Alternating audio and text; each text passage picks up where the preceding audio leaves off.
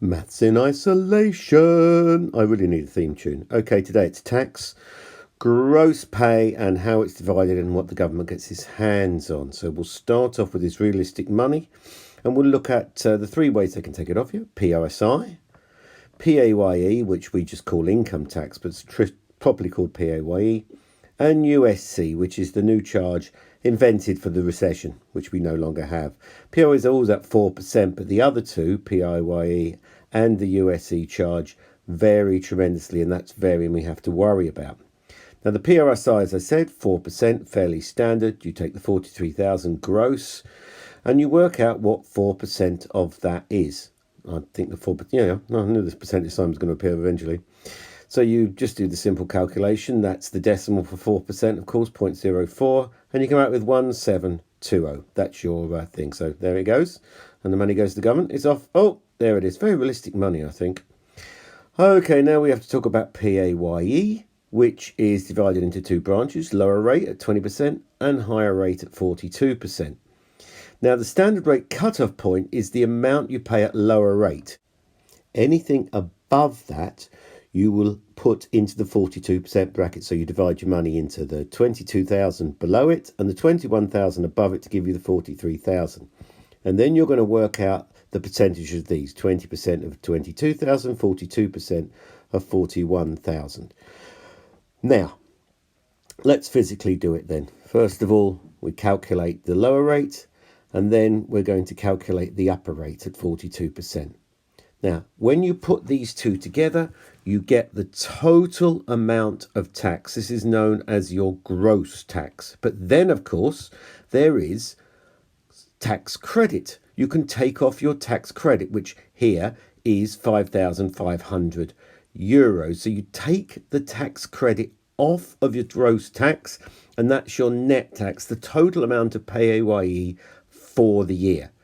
Now, there we are, it's gone. The universal social charge, on the other hand, actually needs a table drawn. It's so complicated.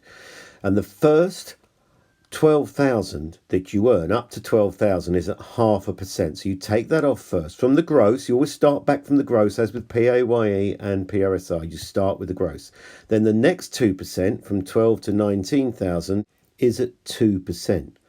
Now, that means there's 7,360 of your income is taxed at 2% for USC. Now, this is on top of PAYI and all the other two, basically, whatever letters they come to. And then the third section, everything above that 19,372, that's taxed at 4.75%. Right, so we're doing the calculations. We'll work everything out. That's 60 for the first one, 294 for the second, and if we find 4.75%, we find that it comes out to be that anyway. And we add them all together at the end, adding them together, and we come to our total. There we are. So that's a total. Now, in order to find out your total deductions, therefore, we have to add together the PRSI to the PAYE to the USC charge, and then we get ourselves a total, and the total is called the total deductions. Now, to find your take-home wage, you simply take away the deductions from your gross salary and you get that amount of money, 32,000. That's what you have to live on. That's what you actually get to take home. Yeah, make it rain, make it rain. Okay, now, a more complicated problem you might ask in the second half is where you get the salary tax and you have to work out what the original salary is. Well, it's just done in reverse. You add back the tax credit.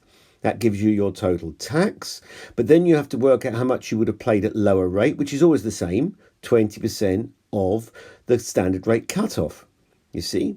So the lower rate of tax is always going to be 22 times the lower rate of tax. That means there's 4,400. So if you had 23,000 in tax, it means that your total tax at higher rate was 18,700, which is 40% of your higher rate earnings. So if that's 40%, 1% is that divided by 40, and 100%, yep, you've guessed it, you times by 100. We should be used to doing this by now. So I'm going to take it over to the other page. There we are. Now, I add together the two amounts of tax. That's 22,000 you paid at lower rate and the 40,000 you paid at upper rate, 46,750. Add the two of them together, and that's your original salary because you had to split it into two. Well, yeah, wouldn't that be nice? Wouldn't that be lovely? Here is the questions. As usual, I'll post them as a separate photo. Good luck.